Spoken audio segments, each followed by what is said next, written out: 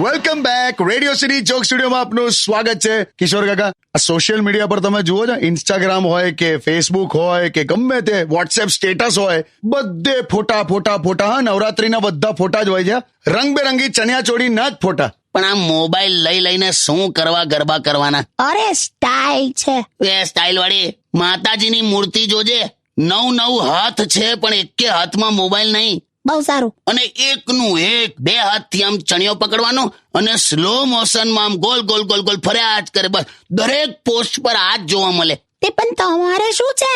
શૃંગાર છે, શૃંગાર. ચણિયા choli, lipstick, hairstyle, બંગડી, ઝાંઝર, nail polish, કંદરો, બુટ્ટીઓ. વાવ. અને 3.5-4 કિલોનો જે મેકઅપ હોય છે તે આજ સવાર હું થયું એ કે ને પેલા દૂધ વાળા હાથે હું થયું કે ના મસ્ત આપણે સોંગ સાંભળીએ. ચલો ચાલ આવે એની સોંગ.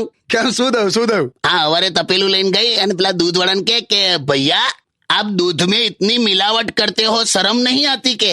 અચ્છા. તો પેલા શું જવાબ આલ્યો કે જે મિલાવટ નું તમે મને સમજાવો છો કે તમારો ફેસબુક નો ફોટો જુઓ અને અત્યારે તમે મારી સામે ઉભા છો ને એ ચહેરો જુઓ. સારું છે કે હું કમેન્ટ નથી કરતો. છોન મનું તપેલી ધરો, લાવ દૂધ આલું.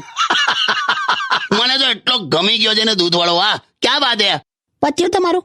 હવે છે ને શાંતિથી સોંગ સાંભળો ને. તો સરગવાની સિંગ નું શાક આવે છે ને, સરગવો, હા, એમાં સરગવાની સિંગ નહીં નાખું, દાંડિયા નાખીશ, દાંડિયા, અને પછી રસાવાળું શાક બનાવીશ. સારું ચાલ, સોરી વે. તો મારી હારી આમ દાંડિયા ખવડાવી દે આપણને. 2 દિવસ સવારે નાના લાકડાના રમકડા પડે. હટ ગંદા.